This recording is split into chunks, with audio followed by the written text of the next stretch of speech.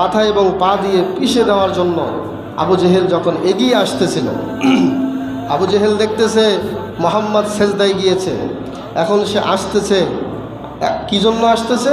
তার পা দিয়ে আল্লাহ নবীর মাথাটাকে তিনি মোড়ায়া দিবেন, বলেন নাউজুবিল্লাহ, পা দিয়ে চাপা দেবেন, এই উদ্দেশ্যে যখন আসতেছিল। এটাও সহিহ বুখারীর 2700, সহিহ মুসলিমের 2797 নম্বর হাদিস সহিহ, কোনো সন্দেহ নাই। যখন আগাচ্ছিল, আবু জেহেল সামনে অগ্নি গহ্বর দেখে, একটা আগুনের গর্ত দেখে সে চিৎকার দিয়ে পেছনে দৌড় দিয়েছে। সুবহানাল্লাহ। বলছে যে না, এটা আমি কি দেখলাম, এই আগুন দেখে আমি আর সামনে যাব না। সে আল্লাহর নবীর কাছে পৌঁছাতে পারে নাই, শুধু আগুনের একটা লেলিহান শিখা দেখে পেছনে দৌড়।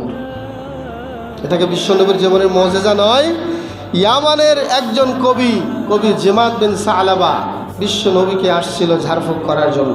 তারা বলেছিল যে বিশ্বনবীকে পাগলে ধরেছে, সে পাগল হয়েছে, সে মাথা তার নষ্ট করে ফেলছে, অতএব তাকে ঝাড়ফুঁক করার দরকার।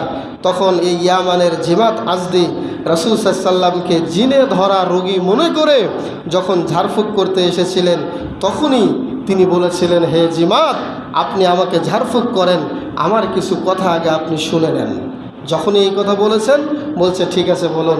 তিনি শুরু করেছেন, ইন্নাল হামদালিল্লাহি নাহমাদুহু ওয়া নাস্তাঈনুহু ওয়া নাস্তাগফিরুহু ওয়া নু'মিনু বিহি ওয়া নাতাওয়াক্কালু আলাইহি ওয়া নাউযু বিল্লাহি মিন শুরুরি আনফুসিনা। এইভাবে শেষ পর্যন্ত বলেন সুবহানাল্লাহ।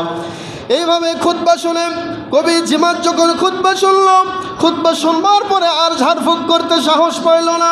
এবার সে নিজেই কালেমা শাহাদাত পড়ে মুসলমান হয়ে গেল। বলল, আশহাদু আল্লা ইলাহা ইল্লাল্লাহু ওয়া আশহাদু আন্না মুহাম্মাদার রাসূলুল্লাহ। বলেন সুবহানাল্লাহ। তাহলে কবি জিমাদ আসলো ঝাড়ফুঁক করতে, জিনে ধরেছে মনে করে, কিন্তু নিজেই মুসলমান হয়ে গেল। বিশ্বনবীর অন্যতম একটা মুজিজা, তার মুখের ভাষা শুনেই, আল্লাহর প্রশংসা খুতবা শুনেই কবি জিমাদ বিধর্মী থেকে মুসলমান হয়ে গেল। সুবহানাল্লাহ। এই বিষয়টি সহিহ মুসলিমের মধ্যে এসেছে 88 নম্বর হাদিস।